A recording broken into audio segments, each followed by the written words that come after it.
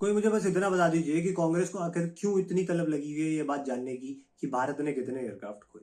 आखिर एक ऑपोजिशन में बैठी हुई पार्टी जिसके पास पावर नहीं है उस पार्टी को ये बताना क्यों इतना इंपॉर्टेंट है कि भैया हमने कितने एयरक्राफ्ट खो दिए। इस बात को इतना ज्यादा हवा दे दी गई, इतनी ज्यादा लाइमलाइट दे दी गई। पाकिस्तान जैसे देश जिसके साथ हम लोगों का इतना संघर्ष चला ऑपरेशन सिंदूर के चलते हुए, उस देश ने राहुल गांधी जी के ट्वीट को और कांग्रेस के कई नेताओं के स्टेटमेंट्स को उठा करके अपने नेशनल मीडिया में अपनी जनता को दिखाया कि देखिए वहां के जो लीडर ऑफ ऑपोजिशन है वो भी हमारी भाषा में बात कर रहे हैं। कितने भारतीय तैयारे तबाह हुए।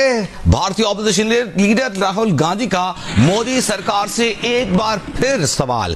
भारतीय वजीर खारजा जयशंकर के इस दावे पर कि भारत ने पाकिस्तान को हमलों की पेशगी इत्तला दी थी। राहुल गांधी बोले जयशंकर की खामोशी सिर्फ मानी खेज नहीं बल्कि तबाह कुन है। तो आप लोगों को शर्म आनी चाहिए कि आप पाकिस्तान जैसे देश के अंदर फेमस होते जा रहे हैं। आपके नेता ऐसे हैं, मल्लिकार्जुन खड़गे जो कि कांग्रेस के प्रेसिडेंट है, वो क्लियरली ऑपरेशन सिंदूर को छिटपुट बता देते हैं। कोई आपके नेता जो है डसॉल्ट राइफल के ऊपर मजाक बना देते हैं। आप राजनीति का रास्ता नहीं अपना रहे हैं, अपने देश की डिफेंस फोर्सेस का मोरल डाउन कर रहे हैं, उनकी इज्जत की धज्जियां उड़ा रहे हैं, अपने देश की धज्जियां उड़ा रहे हैं। सुप्रिया शनेत मस्त हाथी की तरह जो है लगातार ऑपरेशन सिंदूर के खिलाफ ट्वीट पे ट्वीट करे जा रही है। ये अपने आप को इंडियन नेशनल कांग्रेस बोल रहे हैं। भैया सबसे पहले तो अपने नाम के आगे से इंडियन नेशनल कांग्रेस लगाना बंद कर दो और इसको सिर्फ और सिर्फ कांग्रेस रख दो, बिकॉज नेशनैलिटी जो है आपके अंदर कहीं पे भी नहीं है।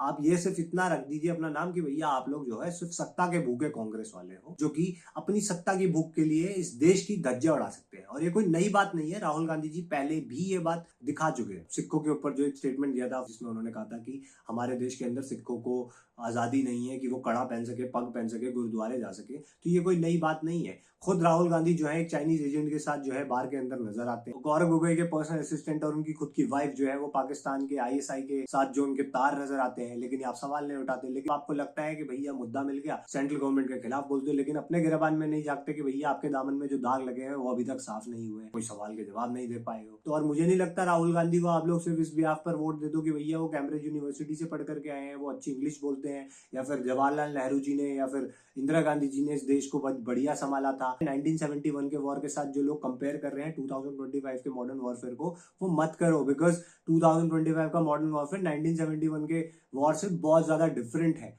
पाकिस्तान के पास भी अब एडवांस वेपन्स हैं। आज हमारा देश जहां पर ऑपरेशन सिंदूर के तहत गर्व महसूस करना चाहिए, वहीं पर कांग्रेस जैसी पार्टी के लिए ये इंपॉर्टेंट नहीं है। पाकिस्तान के 11 इंपॉर्टेंट एयरबेस तबाह हो गए, 100 से ज्यादा आतंकवादी जो है पाकिस्तान ऑक्यूपाइड कश्मीर के अंदर मारे गए, 9 से ज्यादा आतंकवादी बेस खत्म हो गए, पाकिस्तानी डिप्लोमेट्स को इंडिया से वापस भेज दिए गए। पहलगाम अटैक के बाद इंडस वाटर ट्रीटी रोक दी गई है, पाकिस्तान के ऊपर प्रेशर बनाया जाए, पाकिस्तान के लिए अपना एयर स्पेस बंद कर दिया गया, पाकिस्तान को पूरी तरीके से दुनिया में अलग थलग कर दिया। लेकिन इन लोगों के लिए इंपॉर्टेंट है कि हमारे कितने एयरक्राफ्ट गए। तो समझ नहीं आ रही कौन सी राजनीति है, और आपको लग रहा है कि जिस देश के प्रधानमंत्री आप बनना चाह रहे हो उस देश की छवि खराब करके आप प्रधानमंत्री बन जाओगे।